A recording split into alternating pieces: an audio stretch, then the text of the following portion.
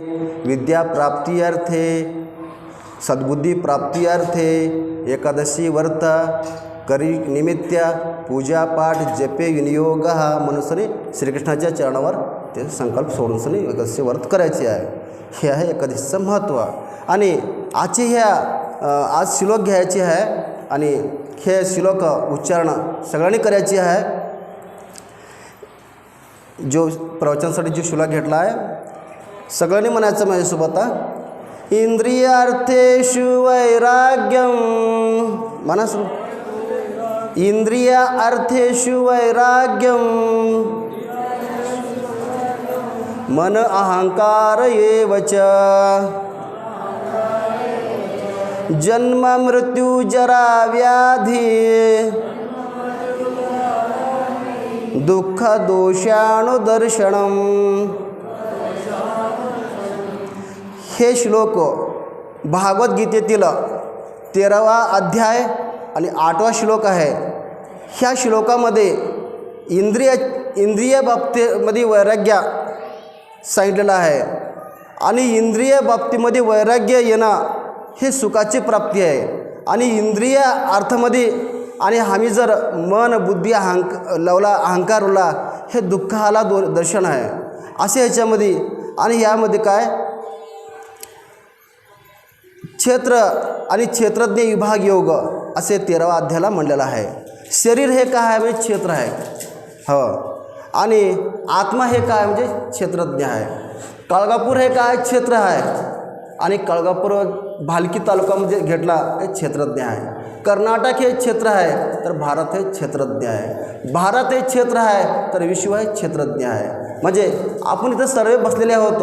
आपण आपल्या आपल्या जागी क्षेत्र आहोत तर आपली विचार आपली बुद्धीना आपली मनाना आपण इतका व्यापक आहोत ते क्षेत्रज्ञ आहे. असं भगवान श्रीकृष्णाने इथं क्षेत्र आणि क्षेत्रज्ञमधला हे फरक इथे हा ते सांगितलेला आहे. आणि या दोन्हीचा स्वरूपाचा विभाग म्हणजेच क्षेत्र आणि क्षेत्रज्ञ असे भगवान श्रीकृष्णाने चे वर्णन केले आहेत.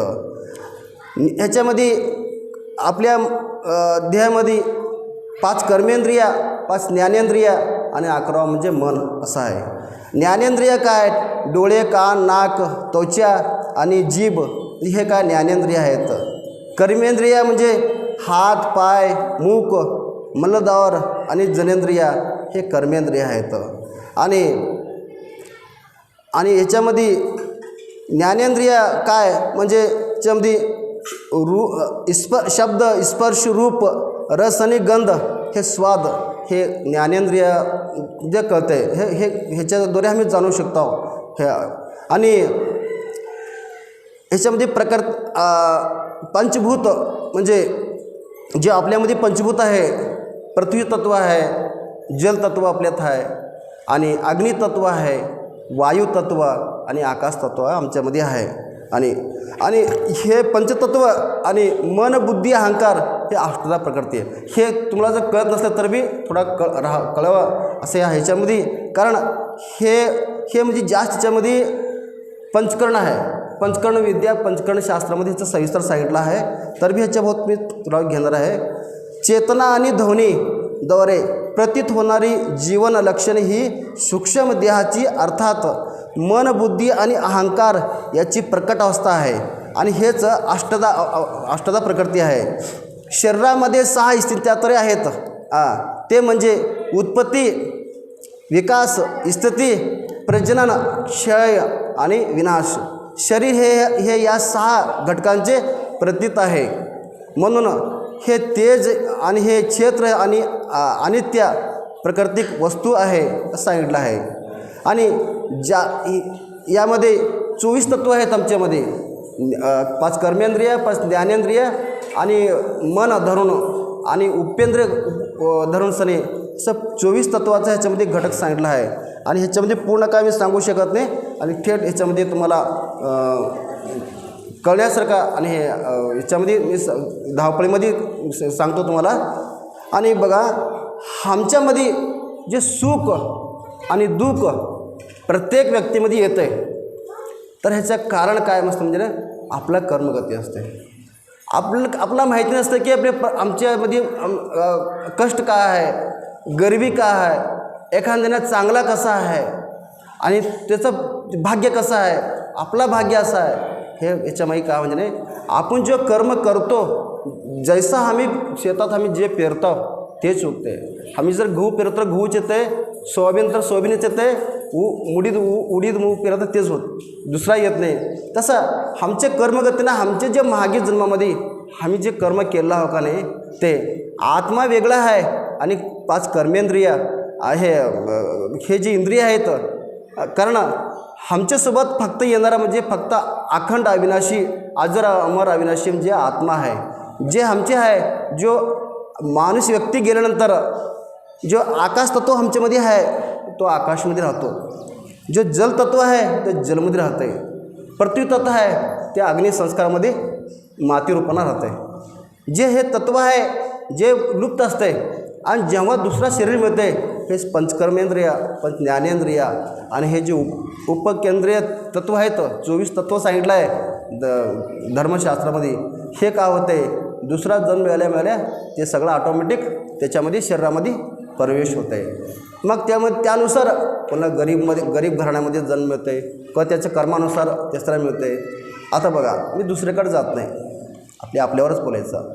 माझं काय पाप होतं की मी 8 महिन्याचं होतो तेव्हा मला लकवा मारला. काय तर गती असेल, मारुती राहायला माहिती. त्यावेळेस काय इलाज नव्हती, हे लकवा हे झाला. नंतर 8 वर्षाची झालो तेव्हा सहज खेळता खेळता पडलो, हात मोडले, हात लकवा मारणे काहीतरी म्हणजे हे. पण मी देवाला खूप दोष ठेवायचा. कुठंपर्यंत, जिथं म्हणजे अज्ञान होता तिथपर्यंत. तेव्हा आम्ही स्वतः म्हणायचं की बा ते चांगलं आहे, सगळ्या दोन्ही हाताने दोन्ही पायाने सगळ्यांनी चांगलं आहे, मी का असं आहे, मला का असं केलास. मग देवाला मी माझ्या मनाशी देवाला बोलायचा, मग संवाद साधायचा प्रयत्न करायचा. किंवा मी घंटा बसून मी एकटा बसून रडायचा, शोक करायचा. जेव्हा मी गुरु दीक्षा घेतल्यानंतर ऑटोमॅटिक म्हणजे सर्व प्रश्न सुटले, सगळं अध्यात्म सर्व प्रश्न सुटले. म्हणजे काहीतरी कर्म आहे त्या कर्मतनं आले, पण आले खरं आहे त्याच्यावर आपलं नो कंप्लेंट, काय कंप्लेंट नाही, ते भोगायचं. पण ह्या जन्मामध्ये भगवत भक्ती मिळाले, ब्रह्मज्ञानी सद्गुरू मिळाले, तर हे आपल्याला काहीतरी पुण्यही आहे. महाराज काहीतरी पुण्य आहे मग श्री मला सद्गुरू मिळालेत, ब्रह्मज्ञानी सद्गुरू मिळालेत. दोष आहे तर हे मी सगळं बघलं, हे आहे तर हे मिळाले. मग हे आपल्या कर्मगतीने येते. मेहंदी रंग लाती है सुख जाने के बाद, खुदा याद आता है दुःख आने के बाद म्हणून सांगितलं आहे. मेहंदीचा रंग केव्हा येते, सुकल्यानंतर रंग येते. मग देवाचे आठवण केव्हा येते, म्हणजे दुःख आल्यानंतर येते. साहेब तेरी साहेबी घटघट रही समाय, जैसे मेहंदी बीच में लाली रही छुपाय. मेहंदीमध्ये रंग आहे, रंग छुपलेला आहे, पण ते केव्हा कळते, तो सुकल्यानंतर. तसा आपल्याला भगवंताची प्राप्ती मग केव्हा, मग आपण ते साधनेवर चालल्यानंतर भगवंताची गोडी आणि प्राप्ती मिळते. लाली मेरी लाल की जित देखू उत लाल, लाली देखन मैं गई मैं भी हो गया लाल.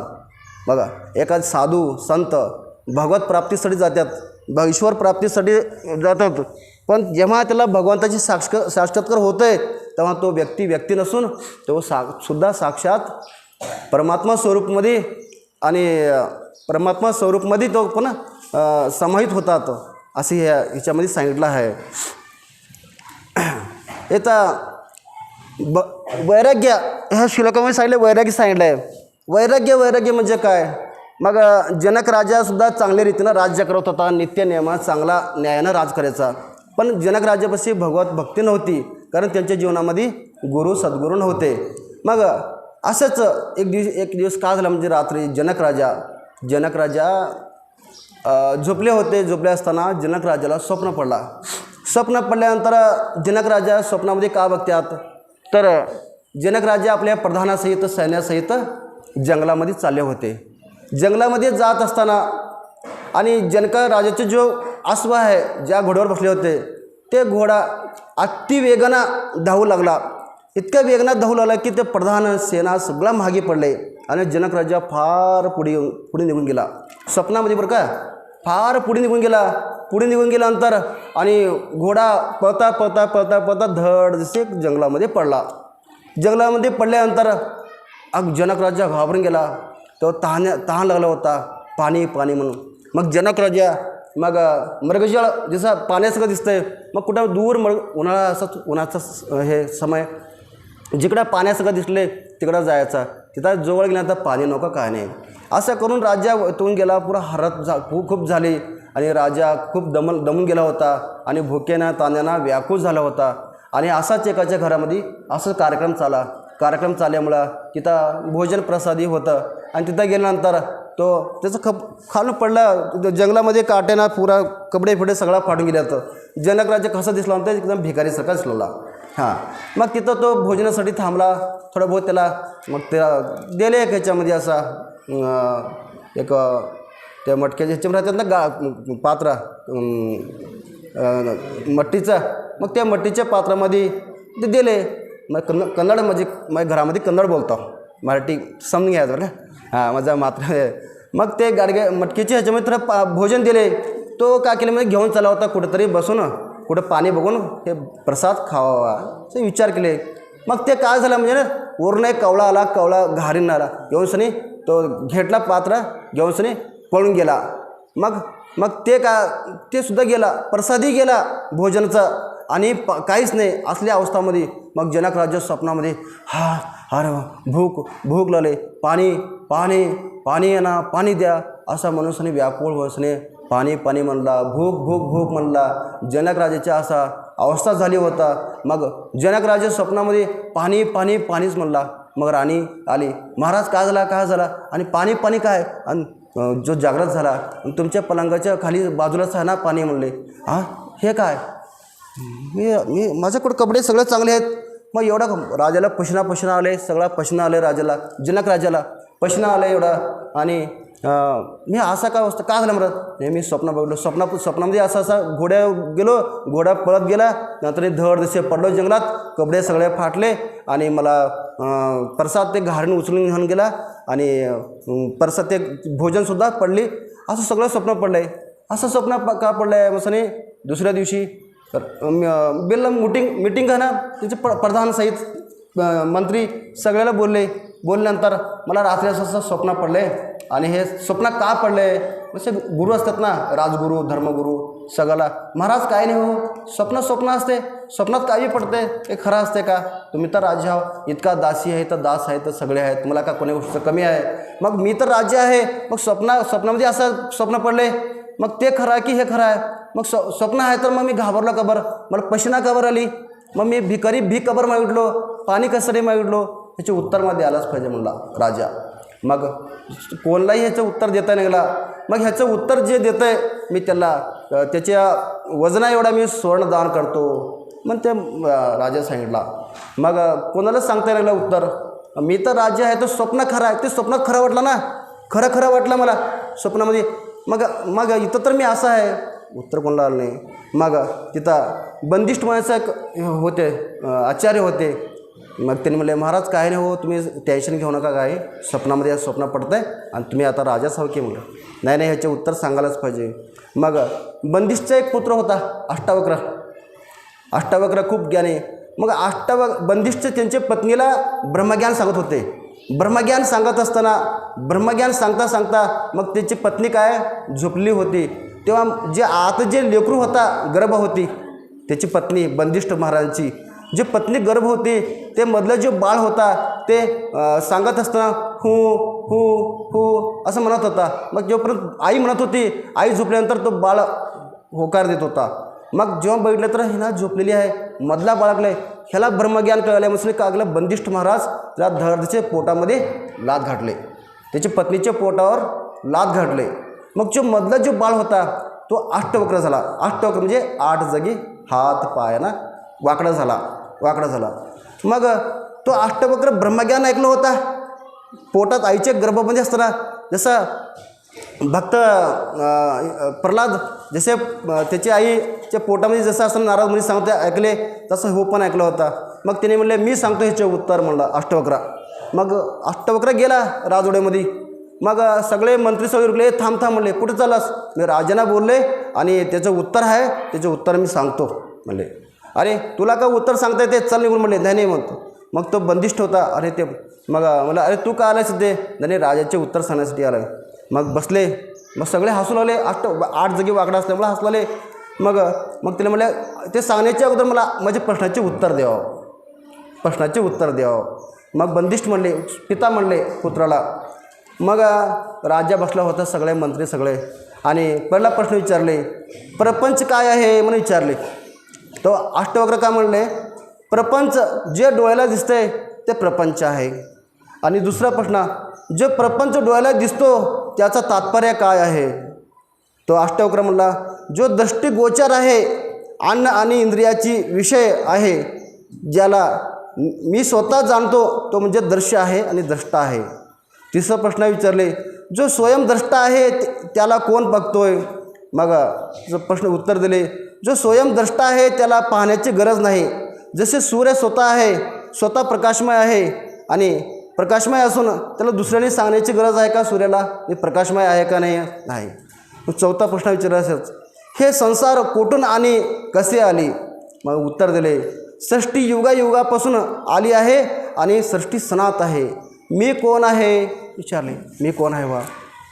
आणि मी तो म्हणजे तेच ब्रह्म विष्णू महेश आहेत, आणि तोच ब्रह्म रचितो आणि पोषक आणि शोषक बी आहे स्वतः.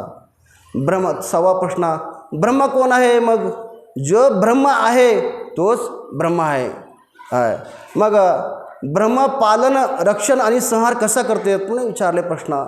त्याने म्हणले, ज्याप्रमाणे मकडी, एक किडा असते बघा, मकडी असे दोरी टाकते, बुर्र भुंगार असते, ते स्वतः जाळी घालते, लटकते बघा, आणि स्वतः जाळी घालते, ते जाळी घालते आणि तो ते जाळी खाते, आणि खात काय करते, स्वतःच्या भोवताली जाळी घालून घेते.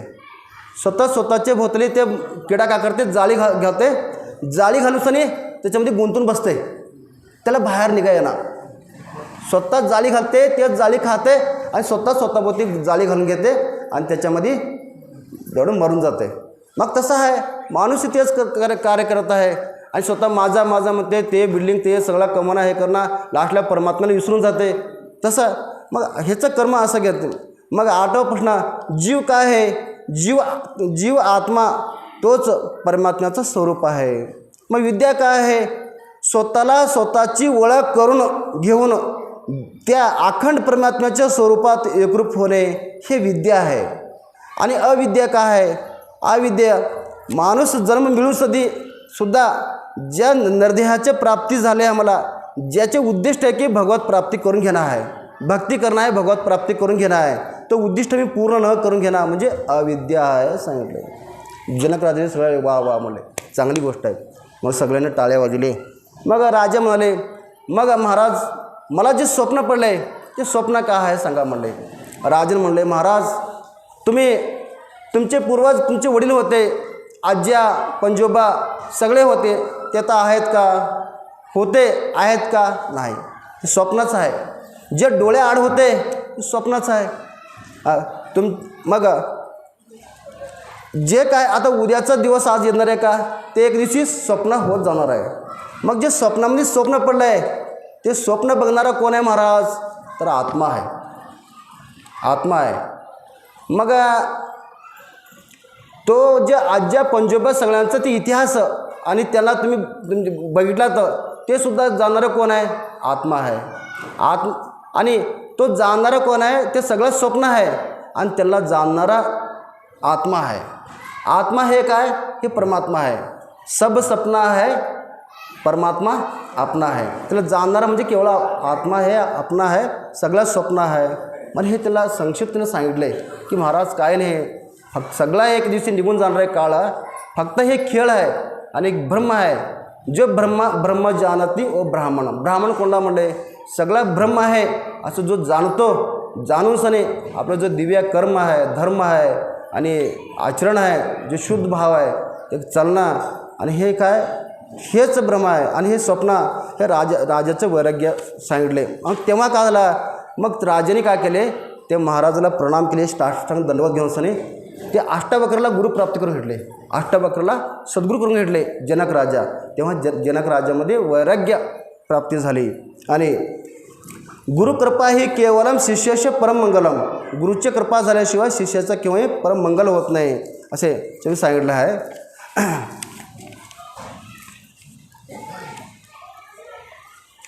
व माणसाच्या कल्याणाच्या मागे दोन गोष्टी असे आहेत की माणसाचे हितही करतात आणि अहितवी करतात. ते म्हणजे काय, अंतरंग विरोधी काय आहेत आणि बहिरंग विरोधी. अंतरंग विरोधी काय म्हणजे काम, क्रोध, लोभ, मोह, अहंकार आणि ईर्ष्या, हे काय अंतरंग विरोधी आहेत माणसाला, कधी पुढे जात नाही, अहंकार कधी पुढे जात नाहीत माणसाला. आणि बहिरंग विरोधी काय आहे, धन, संपदा, खुर्सी, सत्ता, घरदार, मजळ, हे आहे ते आहे, हे अहंकार आहे. हे अहंकाराला काय होते, माणूस फुगून जाते. आणि बघा दुसरंच एक सांगितलं आहे, जे बहिरंग आहे, बहिरंग विरोधी म्हणजे जे धन आहे, संपदा आहे, खुर्सी आहे, सत्ता, हे मेल्यानंतर सगळं राहते का हो, सगळं मेल्यानंतर सुटून जाते, सोबत येणारं नाही. पण अंतरंग जे आहे, अंतरंग म्हणजे जे काम, क्रोध, लोभ, मोह हे मेल्यावर सुद्धा सुटणार नाही. मेल्यावर आत्मा वेगळा होते, पण हे काम, क्रोध, लोभ, मोह, अहंकार, ईर्ष्या आणि अहम हे मेल्यानंतरही सोबत येणार आहे. म्हणजे आत्मा वेगळा झाला तरीही बघा. अजून एक काही जागी बघतो आम्ही, माणूस व्यक्ती मेल्यानंतर स्वर्गलोकी म्हणून लिहितात, स्वर्गलोकी म्हणून लिहितात, वैकुंठवासी म्हणून लिहितात. मग वैकुंठवासी, स्वर्गवासी, जे ज्यांच्याकडून पुण्यकर्म झालं आहे त्याला स्वर्गाची प्राप्ती होते, नाही म्हणून असं नाही. पण केव्हापर्यंत, जे पुण्य राहूच्यापर्यंत स्वर्गाची प्राप्ती होते. मग जे प्राप्ती पुण्य संपला की परत दुसऱ्या योनी घ्यावं लागते. पण जो साधू महात्मा आहे, जो संन्यासी आहे, ज्यांना ईश्वर प्राप्ती झाला आहे, ज्यांना ब्रह्मज्ञान प्राप्ती झालं आहे, तो व्यक्तीला का नाही वैकुंठ प्राप्ती होते. जे शिवभक्त आहे ते कैलास प्राप्ती, शिवलोक प्राप्ती होते. जे विष्णू भक्ती आहे त्याला विष्णुलोक, वैकुंठ प्राप्ती होते. मग सांगण्याचं तात्पर्य काय, त्यांचा पुनरपी जन्म, पुनरपी मरण होत नाही. जे स्वर्गाला जातात ते परत धर्तीवर येतात महाराज, असं सांगितलं धर्मग्रंथामध्ये. आणि जे विष्णू लोकामध्ये गेल्यात, जे शिवभक्ती करून शिवलोकमध्ये गेल्यात, ते पुन्हा पुन्हा जन्मत नाही. मग बघा स्वर्गवासी म्हणून होतात, पण स्वर्गाची जेवढा तुम्ही पुण्य कराल ह्या जन्मामध्ये कोणीही त्याला काय प्राप्ती मिळते. पण ह्याच्यामध्ये बघा, आणि ज्यांना आत्मसाक्षात्कार होते त्याला पुनरपी जन्म, पुनरजन्म होत नाही. याच्यामध्ये भक्तीमध्ये 3 प्रकारची भक्ती आहेत, तामस भक्ती, राजस भक्ती आणि सात्विक भक्ती. तामस भक्ती म्हणजे जे भूतबाधा आणि बघणारे आणि पशु पक्षीचे बली चढणारे आणि देवीला बकरा कापू लागते, ते आहे तामस भक्ती आहे. हे प्राणी हत्या केव्हा करू नये. मांस सब एक है, हिरण बकरी गाय, आँख देखत जो खात है निश्चय नरक में जाय, हे कबीरदास महाराज बोललेत. डोळ्यानं बघून सुद्धा हिरण, बकरी, गाय कापतात, खातात, हे त्यांना लोकांना कधी त्यांना लई दुर्गती होते. त्यासाठी मांस भक्षण केव्हाही करायचं नाही. आणि राजस भक्ती म्हणजे काय, त्या देवीवर कोणती देवीवर कोणी म्हणतात देवीला बली चढायचं बकरा, हे करू नये, हे तामस भक्ती आहे, ह्याच्यामध्ये पडू नये, हे खूप मोठी पाप आहे. आणि राजस भक्ती काय, दान धर्म करणं, हे राजस भक्ती आहे. सात्विक भक्ती काय आहे, फक्त देवासाठीच, देवा तू माझा मी तुझा, आणि तुझ्या कृपा आणि ह्या जन्मामध्ये तुझं भक्ती मिळावं, सद्गुरू भक्तीमध्ये शक्ती मिळावं, आणि भक्ती, शक्ती आणि मुक्ती, तुमच्या भक्तीनामध्ये शक्ती द्या, आणि शक्तीनं भगवत कृपा आणि ईश्वर कृपा आणि गुरुच्या कृपेनं आत्मा साक्षात्कार होऊन मुक्ती होण्याचं जे ध्येय ज्यांचं आहे ते म्हणजे फक्त सात्विक भक्ती आहे. माणसाची फक्त सात्विक भक्ती राहावं. आम्ही कोणी बघतात बघा, आम्ही जो भक्ती करतात आणि त्याच्या प्राप्तीमध्ये सुख, संपदा, असं काही मग धन दौलत असा स्वार्थसाठी मागून घेतात. कोणी चांगला बायकून मागून घेते म्हणतात, कोणा पुत्र होऊ द्या म्हणसाने, असे विविध प्रकारच्या मागण्या करतात. हो, सगळ्यामध्ये आम्ही वैराग्य माणूस आहोत, ह्याच्यामध्ये आम्हाला जास्त डोकं चालत नाही. मग आमचं एकच आहे, फक्त गुरुभक्ती मिळावं. हां, मग असे बाहेरची विरोधी आहेत. आणि मोह माया कधी सोडत नाही. कधी लेकराला बघा तेवढंच प्रेम करावं, जास्त लेकरावर प्रेमच जास्त अति करू नये, लेकरावर संसारामध्ये जास्त प्रेम राहू नये. आणि असंच एक बार काय झालं म्हणजे ना, एक घरासमोर एक कुत्रा आणि एक कुत्री एक घराच्या समोर सतत राहायचे. आणि ते घरातलं जे लहान लेकरं आहेत ते लेकरू कुठं बाहेर गेलं का, ते दोन्ही कुत्रा कुत्री त्याच्या मागे जायचं, मागे. मग ते घरातले म्हणायचे, त्याचे आई वडील हे कुत्रा आमच्या लेकराच्या मागे लागते. मग धोंड्या मारायचा, काठी मारायचं, तरी बी आणखी ते लेकराच्या मागे जायचा. मग कुठं तर ते लॅटर म्हणजे स्वच्छाच बसला तिथे जायचं. मग असं हे सारखा लेकराची मागे लावले. कुत्रावून घरातलं काय केले, ते लेकराची आई आणि ते काठी घेऊन सनी मार दिली मोठा. ते जे कुत्री होती जे, मग त्याचा पाय मोडला. पाय मोडल्यानंतर मग जे कुत्रा होता ते कुत्रा म्हणाला, मग ते पाय मोडल्यानंतर मग ते घरामध्ये जे लेकराची आई होती ती बिमार पडल्यानंतर असंच पंचांग बघून घेण्यापाशी गेले. आणि महाराज आमचे जे पत्नी आहे बिमार पडले. आणि कसं का बिमार पडले का कळणार गेले का नाही, तो बघा तर ते पंचांग निघाला, तुमच्या घरासमोर 2 कुत्रे आहेत आणि ते कोणी नसून आणि तुझे आई आणि वडील आहेत. त्याचे आई वडील मेले होते, तुझे आई आणि वडील आहेत. मग केल्यानंतर मग ते कुत्रा म्हणाला, तुला सांगितलं होता रांड आणि लेकराला जास्त माया करू नका आणि जास्त प्रेम करू नका, जास्त मोह करू नका पण सांगितलं तू जास्त मोह मायामध्ये पडलीस आणि तू कुत्री होऊन येतं जन्मलीस, तर मला कुत्रा होऊन यावं लागला. मला त्याला सांगायचं तात्पर्य म्हणजे काय, मोहमाया असा आहे की फक्त लेकरा घरदार जास्त मोह लावणे. मग जास्त मोह लावला का पुनरपी जन्म पुनरपी मरण म्हणलं. बशीर महाराज का म्हणले, आता मराव तर असा मराव की एक बार मेला पुन्हा जन्मू नाही, आणि जन्म तर असा जन्मावा एक बार जन्मा तर पुन्हा मरू नये, असा बशीर महाराज सांगतात. तसं मग सांगायचं तात्पर्य म्हणजे काय, मोह आणि माया हे खूप हे आहे. याच्या मोह मायामध्ये राहणे, जेवढं तेवढंच प्रेम, वरून प्रेम दाखवायचा आणि मधून काय वैराग्य ठेवावं, मधून वैराग्य असावा सांगले. मग हे वैराग्य आणि हे प्राप्त होण्यासाठी काय करावं लागतंय, तर सद्गुरूंच्या मागे लावं लागतंय. तेव्हा सो वैराग्य मोहमाया सुटत नाही.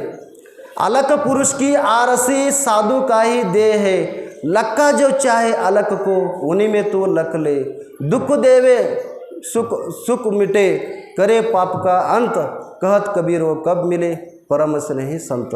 असं म्हणजे अलक पुरुष पाहिजे, जो भगवत प्राप्ती जे सद्गुरूच्या प्राप्तीनंच हे जातं आहे. मग ह्याच्यामध्ये एक वेदधर्म मुनीचे एक कथा आहे, सांगतो तुम्हाला. मग वेदधर्म मुनी आणि सांदीपकची कथा आहे. आणि वेदधर्म मुनी का गुरुचरित्रमध्ये 2रा अध्यायामध्ये येते.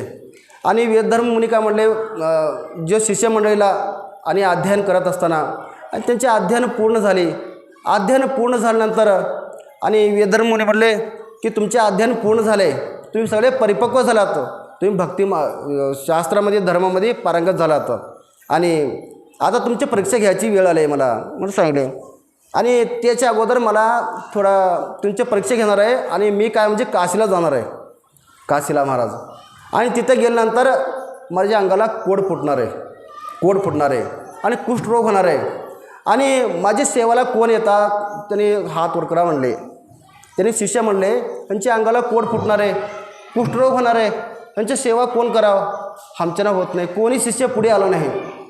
मग इथे सांदीपक जो विद्यार्थी होता शिष्य, मग तो म्हणला, गुरुदेव मी तुमच्या सेवामध्ये राहतो. सांदीपक म्हणले, बघ माझ्या अंगावरती पूळ येते, मला कोड फुटते आणि मी तुला सेवा करण्यात मारहाण करणार, शिवे देणार, चालेल का? नाही चालेल गुरुदेव, मी तुमच्या सेवामध्ये मी तत्पर आहे. मग घेऊन गेले काशीला.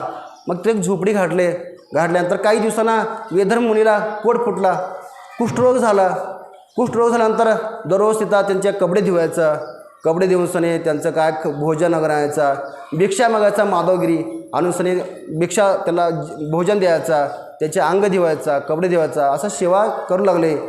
करत असताना मग ते खूप भक्तिभावनेनं गुरुची सेवा करत असताना एक बार काशी विश्वनाथ भगवान आले आणि तर म्हणला शिष्यांना, आणि तुझ्या जे गुरुभक्तीवर मी प्रसन्न आहे बाळा, आणि तुला जे काय मागायचं आहे ते मागून सांगितलं.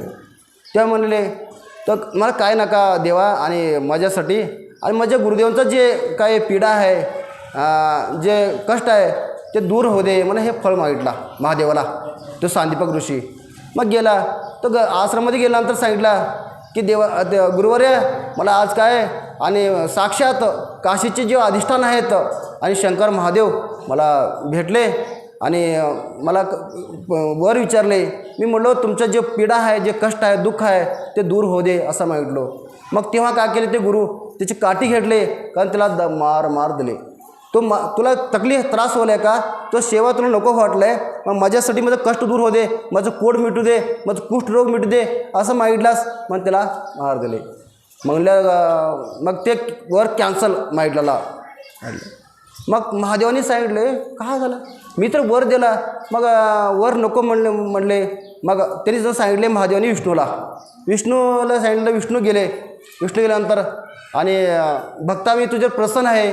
जे गुरु भक्ती करतात ते साक्षात महादेवाची आणि विष्णूची भक्ती करतात. जे गुरुभक्ती आहेत ते मला खूप प्रिय आहेत. आम्ही तुझे प्रसन्न आहे, तुला काय पाहिजे सांग. वर द्यायला तयार झाले.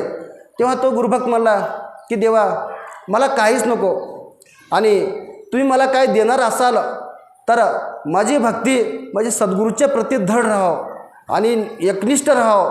कसलीही कष्ट आणि कसलीही परीक्षामध्ये गुरु मला बैठले त्याच्यामध्ये टिकून राहावं, आणि तसं मला वर द्या म्हणून सांगितले.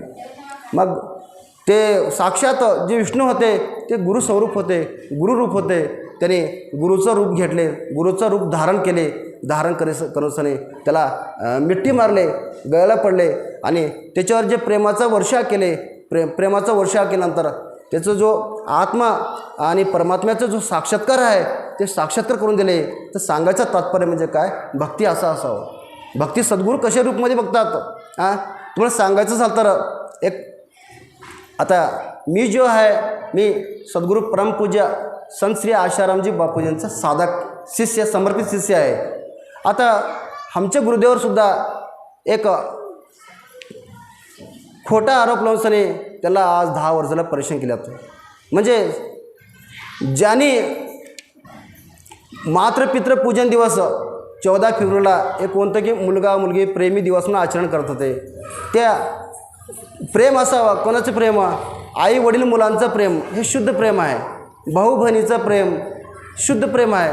गुरु शिष्याचं प्रेम नाता शुद्ध प्रेम आहे. एक खानदानाला बट्टा लावणारा आणि कलंकित करणारा हे कसलं प्रेम आहे. मग गुरुदेवांनी काय केले तर 14 फेब्रुवारीला आई वडील मात्र पितृ पूजन दिवस हे साजरा केले. आणि त्यानंतर क्रिसमस 25 डिसेंबरला क्रिसमस डे म्हणून साजरा करतात. एक डुप्लिकेट झाडाला एक त्याला लाईटिंग सजावट करून सने आणि काय करतात खाऊन ते मांस मच्छी खातात, दारू पितात आणि त्या अन्याय अत्याचार रेप असं सगळे होते. असले हे करण्यापेक्षा तुम्ही क्रिसमस डे साजरा करता हिंदू, अरे त्यापेक्षा तुम्ही अवदंबरचंच पूजा करा झाडाची. ब्रह्मवृक्ष आहे पिपळाची पूजा करा, आवळाची पूजा करा, झाडाची बेलपत्रीची पूजा करा, तुळशीची पूजा करा. म्हणून गुरुदेवांनी काय केले 25 डिसेंबरला तुळशी पूजन केले. आज 168 देशामध्ये तुळशी पूजन साजरा करतात आणि 168 देशामध्ये मात्र पितृपूजन दिवस आज साजरा करतात. लाखो लोकांना जे आदिवासी होते ज्यांना पूजा पाठ धर्म आचरण काही माहीत होता त्या लोकांना त्यांनी पूजा पाठ शिकले, संस्कार शिकले. त्यानंतर त्यांना घरं बनवून दिले, तिथं दवाखाना, तिथं रोड असे त्याला. आणि त्याला त्या लोकांना आदिवासी लोकांना काही वाचता लिहिता येत नव्हतं महाराज. मग त्यांच्यासाठी काय केले भजन करा, भोजन करा आणि दक्षिणा घ्या. भजनही करावं, भोजन करावं आणि जातेवेळेस दक्षिणा घेऊन जावं असले मोहीम चालले गुरुदेवाने. त्याकरिता एक सत्संगमध्ये लाखो लोक जे हिंदू होते, जे हिंदूचं जे ईसाई झाले होते, परत त्यांनी काय केले हिंदू धर्मामध्ये कन्वर्ट केले. मग असे त्यांचे जे विश्वव्यापी त्यांचे जो भक्ती होती, त्यांचे जो हे होतात प्रेरणा, आणि ते सगळ्यांचं असे बघून सने त्यांना काय केले आज विनाकारण आज खोटा आरोप घालून सने त्यांच्या 80 उंमरमध्ये त्याला कारागृहामध्ये ठेवण्यात आला. असे म्हणजे सांगण्याचं तात्पर्य म्हणजे काय, कोणतेही सिद्ध पुरुषावर महापुरुष ज्ञानेश्वर महाराजाला माऊलीला वाहत्या ज्या ज्ञानेश्वर महाराज होते त्यांना वाहत्या नदीचं पाणी पिलेलं महाराज, वाहत्या नदी. तुकाराम महाराजांना सत्संग करत असते वेळेस त्यांना काट्याचे झोडपणा मारले. महापुरुषांना कधीही लोक बघा त्यांनी ओळखत नाहीत, जेव्हा ते टाईम संपत आहे तेव्हा पश्चाताप करतात, रडतात. छत्रपती संभाजी महाराजांना आपल्याच लोकांनी पकडून दिले तर मुस्लिमच्या हाती. शिवाजी महाराज किती केले आणि आपले राणा प्रतापला आपल्याच लोकांनी धोका दिले. जेव्हा जेव्हा सिद्ध महापुरुष आहेत कोणी आहेत आपल्याच लोकांनी हे केलेत.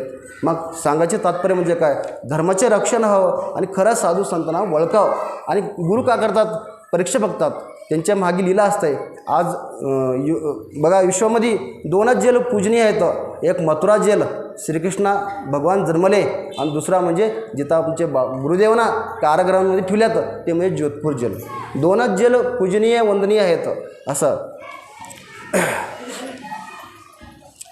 तीरथ नाहे एक फल संत मिले फल चार, सद्गुरू मिले अनंत फल कहत कबीर विचार. आम्ही जर तीर्थ नाहायला गेलो, काशी यात्रा रामेश्वर केलो तर एक फल मिळते. आणि आम्ही एखादी जर एक साधू संतांचे दर्शन घेतलो, एक ब्रह्मवेत्ता संतांचे दर्शन घेतलो, इथं फल 4 मिळते त्यांचं.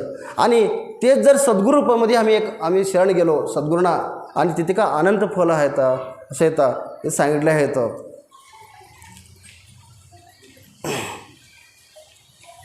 बघा साधारण माणसाला देवाची आठवण केव्हा येते म्हणजे ना काहीतरी संकट आला तेव्हाच देवाची आठवण येते, इतर टायमाला येत नाही. बघा शेतकऱ्याला बघा सतत त्यांचं खूप अतिवृष्टी आणि अनावृष्टी झाला मग भगवंताची आठवण येते. बघा एक लोभी माणूस आहे किंवा कुंजूस माणूस आहे, त्याचे पैसे हरपून जावं तेव्हा देवाला आठवण करते, साधारणतः किंवा करत नाही. एक धनी व्यक्ती आहे, धनी व्यक्तीला देवाची आठवण केव्हा होते तर तो बिमार पडल्यानंतर त्याची आठवण भगवंताची आठवण होते, तोपर्यंत तो भगवंत आठवण करत नाही. मग आणि खरं तर सतत भगवंताचा गुरुनामस्मरण करत राहावं. आम्ही जर स्वयंपाक करत असताना जर भगवंताचं नामस्मरण घेत जर आम्ही स्वयंपाक केलो तर ते काय होते, महाप्रसाद होऊन जाते. भोजन करताना आम्ही जर भगवंताचा जर गुरुचं नामस्मरण केलो ते प्रसाद होते. आम्ही जर उगाच सहज पायी जर चलत गेलो, चालत असताना आम्ही जर भगवत नामस्मरण करत आम्ही जर चाललो तर तेच आमची तीर्थयात्रा होऊन जाते. जर स्नान करताना जर आम्ही जर भगवंताचे नामस्मरण करत आम्ही स्नान केलो तर ते तीर्थस्नान होऊन जाते. सांगायचं तात्पर्य म्हणजे सतत स्मरण करावं. ज्ञानेश्वर महाराजांनी चालताना बोलताना खाताना पिताना हरिनाम उच्चारण करावं सांगितलं आहे. तसंच जे एक भक्तच असा आहे की तो भक्त म्हणजे सतत रात्र दिवस झोपेमध्ये सुद्धा गुरुनामस्मरण करत राहणारा म्हणजे तो फक्त भक्त आहे आणि तो भक्तच गुरुनामस्मरण करते. मग तसा गुरुभक्ती प्रत्येकाने एक विनंती करतो की आपल्या जीवनामध्ये गुरुभक्ती प्राप्ती करून घ्यावा. एक घडी आधी में पुन याद, तुलसी संगत साध की हरे कोटी अपराध. मग सत्संगमध्ये बघा तो कबीरदास महाराज सांगतात एक घडी म्हणजे 3 घंट्याचा आहे, एक 1.5 घंटा का होईना त्याच्यामध्ये सत्संगमध्ये बसावं. 1.5 घंटा जर बसणं गेला तर सव्वा घंटा का होईना म्हणजे एक 25-30 मिनिट का होईना ह्याच्याने बसावं असं आणि कबीरदास महाराज सांगतात. कारण भक्तीमध्ये 9 प्रकारची भक्ती आहे. श्रवण भक्ती आहे, हे सत्संग तुम्ही ऐकत आहात हे एक भक्ती आहे, एक प्रकारची भक्ती आहे श्रवण भक्ती. कीर्तन भक्ती, कीर्तन म्हणजे हरिनामचं उच्चारण करणं, हरिनामचं म्हणणं आणि हरिनामचं नामस्मरण करणं हे एक भक्ती आहे. आणि पाद स्मरण करणं आणि भगवंताचं स्मरण करत राहणं आणि पादसेवन पादुका पूजन करणं, अर्चनम देवाची पूजा करणं, वंदन करणं आणि दास्यम म्हणजे दास्य भक्ती करणं, सेवा खोंसरी भक्ती करणं, सख्यम जसा सुदामा श्रीकृष्णाची सेवा केली होती सख्या भावना मित्र भावना आणि आत्मनिवेदन आणि जे प्रार्थना करणं हे बी सुद्धा भक्ती आहे. 9 भक्तीमध्ये कोणतीही भक्ती करावा आणि असे इथं सांगले आहेत. कारण ह्याचं तात्पर्य काय आहे, आत्मलाभात परम लाभ न विद्यते. आत्मलाभापेक्षा कोणतेही लाभ सर ते पाणी घ्या. आत्मलाभापेक्षा कोणतेही लाभ मोठी नाही आणि आत्मसुखापेक्षा कोणतेही सुख नाही. जिथं आत्माचं हित होतं आहे ते परम हित आहे आणि आत्मज्ञानात परम लाभम न विद्यते. आत्मसुख, आत्महित आणि आत्मलाभापेक्षा कोणतेही लाभ मोठी नाही. म्हणा आत्मलाभ करून घ्यावा. आत्मसुख कशामध्ये आहे तर भगवत स्मरणामध्ये आहे, भगवत नामचिंतनमध्ये आहे म्हणा असे ते सांगण्यात ते ह्या श्लोकमध्ये सांगत आहेत. कारण माणसापुढे आता बरंच काही हो, धन आहे, संपदा आहे, सगळी काय आहे, जर भगवत भक्ती नसला अर्थ काय. घरासमोर कार आहे, बिल्डिंग आहे, 4 मजली बिल्डिंग आहे, बकोळ शेत आहे आणि बकोळ दासी आहेत, सगळ्या गोष्टींना नोकरी आहे, मोठी पोस्ट सगळीच आहे. तर ज्या माणसामध्ये भगवत भक्ती नाही तर तो पशु पक्षीसारखा समान म्हणून सांगितलं आहे. आपण नर्तन मिळाले, हे मानव जन्म मिळाले, मानव जन्म मिळून सनी जर इतका ज्ञान सगळ्यात हुशार प्राणी माणूस म्हणला आहे. तर माणूस जन्मामध्ये जर भगवत भक्ती नसला तर काही अर्थ नाही. गुरु अष्टकामध्ये एक श्लोक आहे, ते काय सांगते त्यामध्ये, शरीरम शुरूपम तथा वा कलत्रम एषे चारुचित्रम धनम मेरुतुल्यम मनश्चेन लग्नम गुरोरम ग्रिपद्मे तत किम तत किम तत किम तत किम. का सांगता, शरीर स्वरूप आहे, पत्नी भी रूपशी आहे आणि धन दौलत फार अपार आहे आणि कीर्ती सगळीकडेच आहे, अपार पसरलेला आहे. आणि एवढं सगळंच वैभव असूनसने जर गुरुभक्ती नसला तर सगळा काय व्यर्थ आहे म्हणून सांगितलं आहे. हे गुरु अष्टकामध्ये सांगितलं आहे. कारण भक्ती असे करावं, असे करावं असेच काय नाही हो, साधा भोळे भक्ती कसंही करा. रामकृष्ण परमहंस बघा, त्यांच्या भक्ती कसं आहे म्हणजे रामकृष्ण परमहंस देवी कालिका देवीची भक्ती करत होते. कालिका देवीची भक्ती करत असताना त्यांनी काय करायचे, जे कलकत्त्याला खूप प्रसिद्ध मंदिर आहे कालिका माता, जागृत मंदिर आहे ते. मग त्यांचे जे शिष्य आहेत स्वामी विवेकानंद आहेत, मग भक्त मंडळी यायची, प्रसाद आणायचे आणि ते काय करायचे, प्रसाद खायचे. खाऊन सनी मग ते देवीच्या तोंडाला लावायचे. नंतर दुसऱ्यांचे प्रसाद ते पण खायचा. मग आपल्याला जर आवडला प्रसाद तर देवीचे तोंडाला लावायची आणि देवी खायचा प्रसाद, असं करायचे. मग ज्यांच्यात खिचडी आहे त्यामुळे नमक जास्त आहे तर ते बाजूला ठेवायचं, देवीच्या तोंडाला लावायचं नाही. एक काय पोळी आहे, काही आहे, जे बी खीर आहे, जे तर साखर कम असला मग आपण खाल्ला का देवीच्या तोंडाला लावायचं. जे चांगला पदार्थ आहे तेच आपण खायचं आणि तेच उष्टा का करायचं, कालिका मातेच्या देवीच्या तोंडाला लावायचं. मग असे कोणत्या लोकांना चांगला वाटला नाही, त्यांनी कंप्लेंट केला. त्यावेळेस ते राजात होते नियोजक, आणि काय हो तुमच्या इथं तो भक्त आहे तो रामकृष्ण परमहंस, त्याला कळते का नाही, आमच्या देवीला आणलेला निवेदी आपण स्वतः खाल्ल्यात आणि ते उष्टा देवीला चारल्यात. मग त्यांनी म्हटले असं, मग असं का करतोस ते म्हणला, महाराज जे चांगला नैवेद्य आहे ते मी देवीला देतो, ज्याच्यामध्ये मीठ जास्त आहे, खारट आहे, ते तिखट आहे, मग ते देवीला कसं आवडणार, देवीला तिखट लागणार का नाही, देवीला मीठ लागणार का नाही, जे चांगलं आहे ते बघून मी खातो, का दोष आहे. मग तो काय केले, खरंच का खोटा आहे हे पाहण्यासाठी काय केला, तो नियोजक होता. जसं कमिटी असते आता, अध्यक्ष उपाध्यक्ष सेक्रेटरी, त्यावेळेस तो राजा होता तिथला. तो राजा काय केला, तो भक्ताच्या वेशमध्ये गेला आणि त्याच्यामध्ये काय केले, त्याने एक दोघं गेले प्रधानांनी, त्यांनी एक चविष्ट चांगला पदार्थ बनून गेले. हां, आणि तो पदार्थ बनवल्यानंतर ते पदार्थ सगळं चांगला होता, खाल्ले. एक भात पोळी खाल्ले, तोंडाला लावले, भात खाल्ले दिले, आमटी बैठले देवीच्या तोंडाला लावले, आणि दुसरा ते दिले ते म्हणजे खारट होता, कायमध्ये तिखट होता, कायमध्ये साखर कम होती, ते दिलेच नाही. मग तो खरंच बघितले, पहिले तिखट खारट असला, नंतर हे, मग देवीने स्वतः खाल्लेले त्यांना बघितले. अरे बापरे म्हणलं, त्याचे पायाला पडले, क्षमा करा महाराज, गलती झाली माझी. मग तुमचे जे कथन आहे ते सत्य आहे. मग तो जो त्याच्यावर असं जागृत देवी होते असं त्यांनी. मग असे असताना काय झालं म्हणजे ना, एक व्यक्ती तिथे आला, मग तुम्ही गुरु करून घेतला का म्हणलं की नाही, मी गुरु करून घेतला नाही. अरे गुरु करून घेतला नाही म्हणजे तुमच्या भक्ती सगळा व्यर्थ आहे, पाण्यात गेला तुमचं भक्ती म्हणले. असं कसं म्हणतो तुम्ही. मग ते देवीला प्रकट करून घेतला. मग देवीला म्हणले, मग माते आता जो म्हणलं आला आहे ना तो व्यक्ती, तो म्हणतो की तू गुरु करून घेतला का नाही, मग जीवनामध्ये गुरु करून घ्या नाही, मग माझं भक्ती व्यर्थ आहे म्हणते. मग खरं आहे का, कालिका माता म्हणली व्यर्थच आहे म्हणले.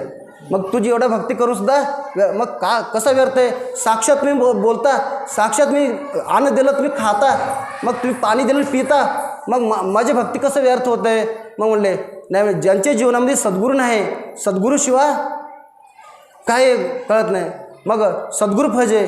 मग तेव्हा काय केले त्यांनी, रामकृष्ण परमहंसनी एक तोतापुरी माणसाने सद्गुरू तोतापुरीला सद्गुरू करून घेतले. हां, तसंच नामदेव महाराजच्या जीवनामध्ये सुद्धा आहे. मग सांगण्याचे तात्पर्य म्हणजे काय, हे मी जास्त काही वेळ घेणार नाही आणि मग सगळीकडे मी जात नाही का प्रवचनाला. असं प्रेम महाराज आम्ही हे पहिलं आहे प्रवचन, मी कुठंच नाही गुरुभक्तीमध्ये असं आहे, पण मी प्रवचन केला कुठे गेलो नाही. गुरुजनांना दोन गोष्टी सांगण्याचा प्रयत्न केलो. पण त्याच्या अगोदर आणि अजून एक सांगतो की आपण किती चांगला बोलतो, किती चांगला हे महत्त्वाचं नाही. आपण गुरुभक्तीमध्ये राहावं, भगवत भक्तीमध्ये राहावं, हे इथं सांगण्याचं म्हणजे हे आहे उद्देश. आणि आपण का दररोज काय म्हणजे ना, आपण दररोज झोपते वेळेस एक 5-10 मिनटं गुरुनामस्मरण करावं, ध्यान करावं आणि झोपी जायचा. आणि झोपण्याच्या अगोदर आणि सकाळी उठण्याच्या अगोदर नामस्मरण करावं. आणि ओम ओम ओम मी ज्ञान स्वरूप आहे असं प्रार्थना करायचा. ओम ओम ओम मी सुख स्वरूप आत्मा आहे. ओम ओम ओम मी चेतन स्वरूप अजर अमर अविनाशी आत्मा आहे. ओम ओम ओम मी सत्यचित्त आनंद सोहम स्वरूप सचितानंद आत्मा आहे. ओम ओम ओम मी आत्मा आणि परमात्म्याच्या अविनाशी अंश आहे. बिमार, सुख, दुःख, मान अपमान मला होत नाही, हे मनाला आणि शरीराला होते. आणि पुण्य आणि पाप मला नाही लागत, हे तर कर्तृत्व भावनेला लागते. आणि कर्ता बनून कर्म केल्याने आणि जीवत भावनेला आणि पुण्यप्राप्ती होते. ओम ओम ओम मृत्यू माझे होत नाही, होते ते शरीराची, बरं सत्य सांगलं मी, शरीराची होते. आणि हे माझी चैतन्य अंतर्यामी, ज्यांचे सत्याने डोळे पाहतो आणि ज्यांचे सत्याने हात उठतो आणि ज्यांचे सत्याने पाय चालते, ते बुद्धी निर्णय करून बदलून राहते. आणि सर्वांना मी साक्षी पाहणारा म्हणजे तो आत्मा आहे. तर मी शरीर नसून मी आत्मा आहे असं धड करून घ्यावं प्रत्येकाने. आणि ओम ओम ओम जन्म मृत्यू मेरा कर्म नहीं, पाप पुण्य कुछ कर्म नहीं. ओम मैं अजर अमर अविनाशी आनंद स्वरूप को कोई जाने रे. मैं परमात्मा का अंश हूँ, ईश्वर मेरे है और मैं ईश्वर का हूँ. देव माझा आहे आणि मी देवाचा आहे, हे फक्त भाव ठेवायचा. आणि तुम्हाला सगळ्यांना हात जोडून मी एक विनंती करतो, ज्यांच्या जीवनामध्ये कोणाच्या सद्गुरू नसेल तर सद्गुरू करून घ्यावा. सद्गुरूशिवाय हे देहाला शुद्धीकरण नाही. आणि ज्यांच्या जीवनामध्ये सद्गुरू आहेत त्याला कोटी कोटी वंदन आहे आणि त्यांच्या चरणाशी वंदन आहे. आणि ज्यांच्या जीवनामध्ये सद्गुरू नाही ते योग्य सद्गुरू करून घ्यावं. आणि आणखी प्रार्थना म्हणजे काय, एवढंच तर महाराज. आणि एक मी प्रार्थना करतो की जशी ज्ञानेश्वर माऊलीला आपले जे सद्गुरू आहेत आणि निवृत्ती महाराजांच्या प्रती जसं प्रेम आहे, निवृत्ती महाराजांना त्यांचे गुरु गहिनीनाथ महाराजांची जशी प्रीती आहे आणि गहिनीनाथ महाराजाला गोरक्षनाथांच्या महाराजांची प्रती जसं प्रीती आहे आणि गोरक्षनाथ महाराजांना जसे मच्छिंद्रनाथ महाराजांची जसं प्रीती आहे, प्रेम आहे आणि मच्छिंद्रनाथ महाराजाला जसं भगवान दत्तात्रय महाराजांच्या प्रती जसं प्रेम आहे, तसंच भक्ती आम्हाला तुम्हाला सर्वांना आपल्या जे सद्गुरूंच्या प्रती आणि भगवंताच्या प्रती मिळावा. आणि सगळ्यांच्या जीवनामध्ये आणि सद्गुरू प्राप्ती व्हावी आणि सगळ्यांना भगवत भक्ती प्रीती मिळावा असा मी 2 गोष्ट बोलून सने. आणि मी काय प्रवचनकार म्हणून असं नाही, 1-2 गोष्ट तुमचं जे एक लेकरू समजून मी कसं मी ब्रह्मचारी माणूस आहे, तुमचं एक बालक आहे. आणि जे वैरागी माणसं असतात, जे मोठे आहेत ते आम्हाला बालकासारखे असतात प्रमाणे, आणि जे बारके आहेत ते आम्हाला मोठे असतात. बारके जे आहेत ते भावी पिढीमध्ये खूप जणरे असतात आणि जे मोठे असतात तिला लहानासारखा असा संन्यासला असतो. आणि मी तुमचं एक लहान लेकरू माणसाने आणि जे 2 गोष्ट सांगण्याचा मी प्रयत्न केलो, हे सेवा मारुतीरायांच्या चरणी, पांडुरंगाच्या चरणी आणि तुम्हा सर्व माईबापांच्या चरणी अर्पण करून माझ्या जी सेवाला पूर्ण विराम देतो. जय रामकृष्ण हरी. आणि सगळ्यांनी एक संकीर्तन म्हणजे माझ्यासोबत असं टाळी वाजवून ओम ओम ओम म्हणायचं. आणि जेव्हा मी हात वर उचलन तेव्हा स्वल्प हास्य सीमित हसायचं. आणि